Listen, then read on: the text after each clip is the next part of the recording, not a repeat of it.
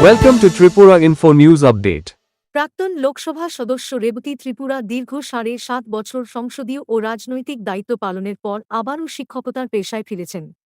তিনি ২০২৬ সালের ২০ জুলাই আগরতলার Mahatma Gandhi memorial higher secondary স্কুলে স্নাতকোত্তর শিক্ষক রাষ্ট্রবিজ্ঞান হিসেবে পুনরায় যোগ দিয়ে নিয়মিত ক্লাস নেওয়া শুরু করেছেন।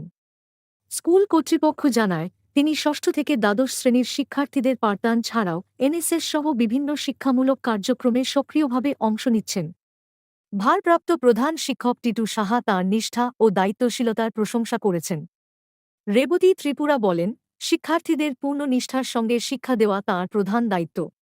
ভবিষ্যতে যদি কখনো মনে হয় তিনি সেই দায়িত্ব যথাযথভাবে পালন করতে পারছেন না, তবে স্বেচ্ছায় অবসর নিয়ে একজন যোগ্য বেকার প্রার্থীর জন্য সুযোগ করে দেবেন। উল্লেখ্য, রেবতী ত্রিপুরা ২০১৯ থেকে ২০২৪ সাল পর্যন্ত ত্রিপুরা পূর্ব লোকসভা কেন্দ্রের সাংসদ ছিলেন। সংসদীয় মেয়াদ শেষে তিনি আবারও তাঁর মূল পেশা শিক্ষকতায় ফিরে আসেন।